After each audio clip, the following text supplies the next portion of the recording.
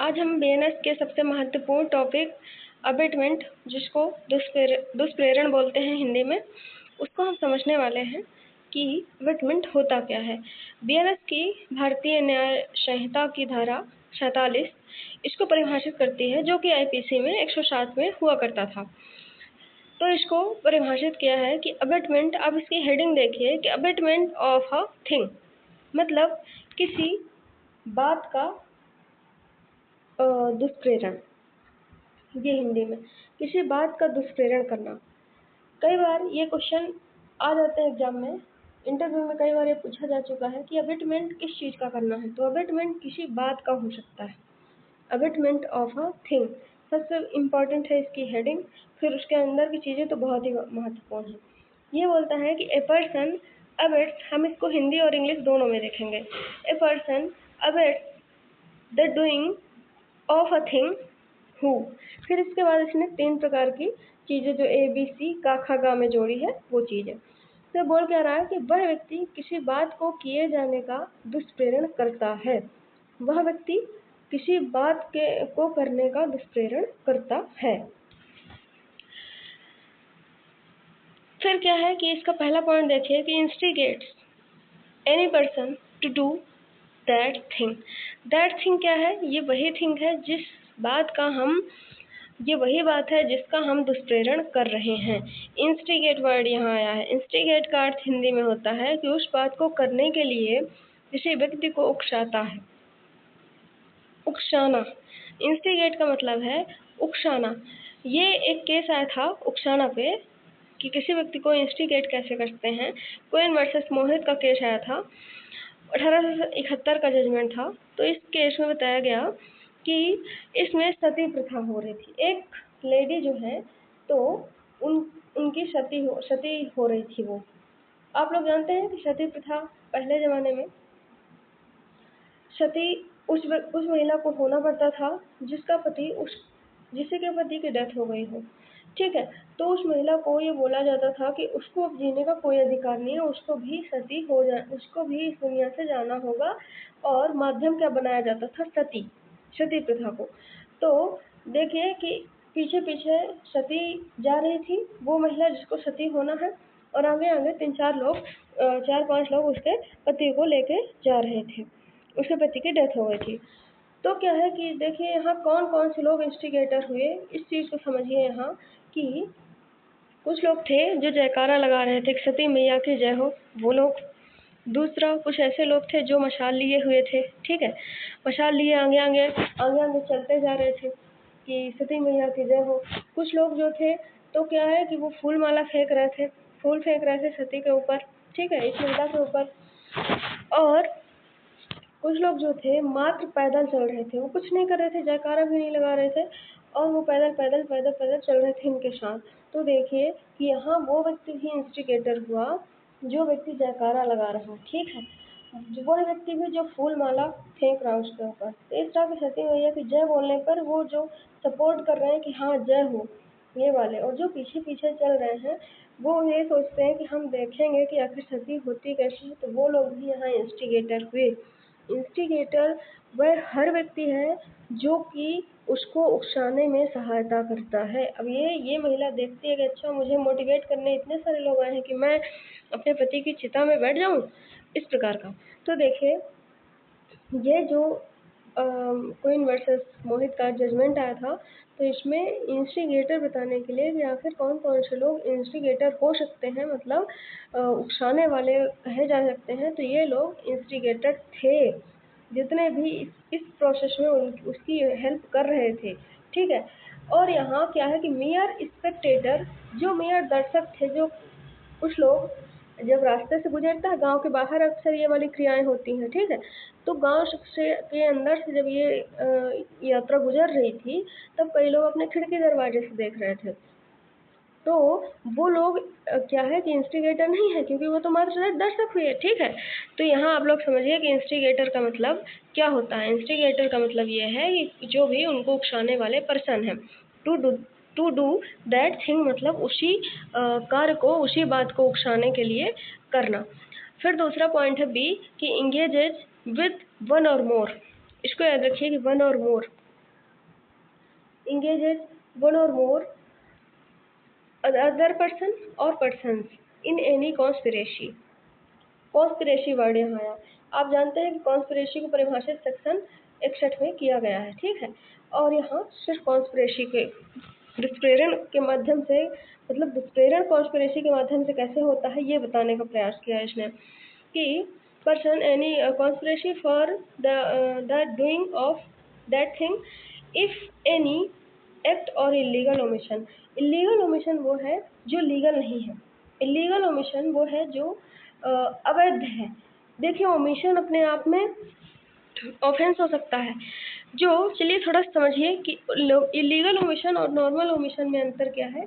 Omission जो है, omission omission क्या कहलाता है, किसी चीज़ को ओमिशन करना, लेकिन ज़रूरी नहीं कि उसके लिए आपके लिए सज़ा बनी हो। जैसे आप जा रहे हैं रास्ते से और आप देखें कि किसी का साइकिल पंचर हो गया है, किसी का मोटरसाइकिल पंचर है, लेकिन आपने उसको नहीं बताया, आपने एलोप किया, ठीक है। नहीं, इसका ज़रूरी नहीं कि आपको सज़ा हो, आपके लिए इसके लिए कोई सज़ा नहीं है, आपने लोप किया है। लेकिन इलीगल जो ओमिशन होगा ना, इलीगल, क्योंकि इलीगल को हमारे परिभाषित हमारे बेनस ने किया है, इलीगल जो ओमिशन हुआ तो वो अपने आप में ऑफेंस होगा, क्योंकि इलीगल ओमिशन जो होगा तो उसके लिए सज़ा बनी ही बनी होगी, ऐसा। तो ये इलीगल ओमिशन हुआ, ठीक है। तो एक्ट और illegal omission takes place in pursuance of that conspiracy in and in order to doing or of that thing। उस बात को करने के लिए किसी षड्यंत्र में एक या अधिक वाला, इसको याद रखें, एक या अधिक अन्य व्यक्ति या व्यक्तियों के साथ सम्मिलित होता है। यदि उस षड्यंत्र के अनुसरण में और उस बात को करने के अनुसरण में कोई कार्य या अवैध लोग घटित हो जाए तो वो, मतलब दूसरे वाले में आपको क्या याद रखना है कि पहले वाले में हो गया इंस्टिगेट, ठीक है, इंस्टिगेट, और दूसरे वाले में कॉन्स्पिरेसी, षड्यंत्र के द्वारा जो दुष्प्रेरण होता है, ठीक है। और तीसरे बारे में देखिए कि इंटेंशनली एड किया है। इंटेंशनली मतलब कि आप जानबूझकर किसी की सहायता कर रहे हैं। कोई व्यक्ति किसी को मारने जा रहा है तो आपने उसके हाथ में चाकू पकड़ा दिया कि अब तो ये मार ही डालेगा उसको, ठीक है। तो ये होता है इंटेंशनली एड करना। टू, वही चीज़ है कि एड बाय एनी एक्ट, किसी कार्य के लिए। कोई कार्य कैसा है जो अपने आप में अपराध है, वह कार्य। और illegal omission the doing of that thing यहाँ क्या हुआ कि उसी बात का दुष्प्रेरण जो बात अपने आप में ऑफेंस है, ठीक है। तो ये आई होप कि आप लोगों को समझ में आ गया होगा। तो हम अब देखते हैं, चलिए हम जल्दी से इसके एक्सप्लेनेशन भी देख लेते हैं। अब आप एक्सप्लेनेशन जो देखेंगे कि पहला और दूसरा दो ठो एक्सप्लेनेशन इसने दिया है, ठीक है। पहला एक्सप्लेनेशन देखिए कि पहला एक्सप्लेनेशन देख के इसने बोला है, कुछ चीज़ें इसने ऐड करने की कोशिश की है परिभाषा में। परिभाषा में अभी आप तक देखे होंगे कि दुष्प्रेरण वह चीज़ है जिसके आप किसी व्यक्ति को उकसा देते हैं किसी कार्य को करने के लिए, इंस्टिगेट कर देते हैं। दूसरा कॉन्स्पिरेसी के द्वारा दुष्प्रेरण, कॉन्स्पिरेसी करना, इंगेजेज विद कॉन्स्पिरेसी। तीसरा क्या है, इंटेंशनली एड करते हैं, जानबूझकर उसकी सहायता करते हैं, ठीक है। तीन चीज़ें क्लियर हुई।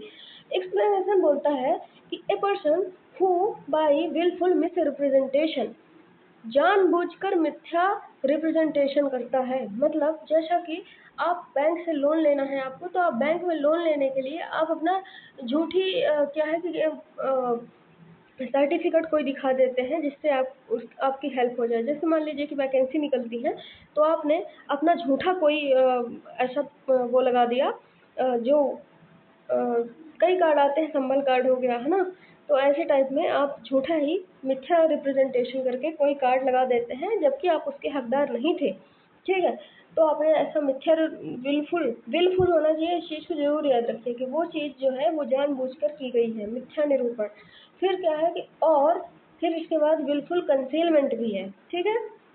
विलफुल मिसरिप्रेजेंटेशन, विलफुल कंसीलमेंट, किस चीज़ का, मटेरियल फैक्ट का, तात्विक तथ्य होना चाहिए, which he is bound to disclose voluntary cause or procure or attempt, इसका अटेम्प्ट भी है, ये याद रखिए। To cause or procure a thing to be done is said to be instigate. ये माना जाएगा कि ये आपने कंसील किया ना, आपने अगर किसी भी चीज़ का मिथ्या बिल्कुल जानबूझकर, ये हिंदी से आप लोग पढ़ लीजिए, कोई व्यक्ति जो जानबूझकर मिथ्या निरूपण द्वारा या किसी तात्विक तथ्य को इस प्रकार से प्रकट करने के लिए जिसके लिए आबद्ध है लेकिन जानबूझकर छिपा लिया। जैसे कि आपकी गाड़ी जो है कि आपकी गाड़ी में ब्रेक नहीं है ये आपको पता है, लेकिन आप क्या कहते हैं, खरीद लो भाई, मेरी गाड़ी एकदम परफेक्ट है, उसका ब्रेक ऑफ बिल्कुल सही है, एकदम ऐसे चलती है, स्मूथ चलती है। आपको पता है कि उस गाड़ी के ब्रेक फेल हैं और वो उसको डैमेज हो जाएगा अगर वो चला के जाएगा कार को, और क्या है कि उसका एक्सीडेंट हो सकता है, पर आपने नहीं बताया, आपने क्या किया, कंसील कर लिया, छुपा लिया। तो अगर आप छुपाते हैं या मिथ्या निरूपण करते हैं उस चीज़ का, तब भी वो क्या हुआ, वो माना जाएगा कि आपने इंस्टिगेट किया है, आपने सामने वाले को उकसाया ही है। ठीक है, इसी का एग्जाम्पल फर्स्ट इलस्ट्रेशन में आपको दिख जाएगा, इस वाले इलस्ट्रेशन में आपको दिख जाएगा। देखिए पहला ये जो इलस्ट्रेशन है इसका, कि एक पब्लिक सर्वेंट है, ठीक है, पब्लिक सर्वेंट है वो, और उसको एथराइज किया गया है इसको गिरफ्तार करने के लिए किसी को। एक लोक सेवक है, न्यायालय के वारंट द्वारा या को पकड़ने के लिए प्राधिकृत है।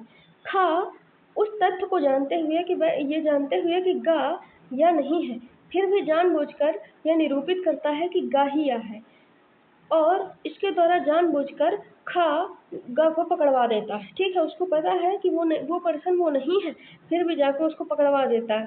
तो यहाँ पकड़े जाने को मतलब कि उकसाने के लिए यहाँ दुष्प्रेरण उसने किया है। ठीक है, तो ये मानिए कि यहाँ इसने क्या किया, इंस्टिगेट किया है। यहाँ जो ये इलस्ट्रेशन है ये इंस्टिगेट से संबंधित है, यहाँ ऊपर आप लोग लिख लीजिएगा।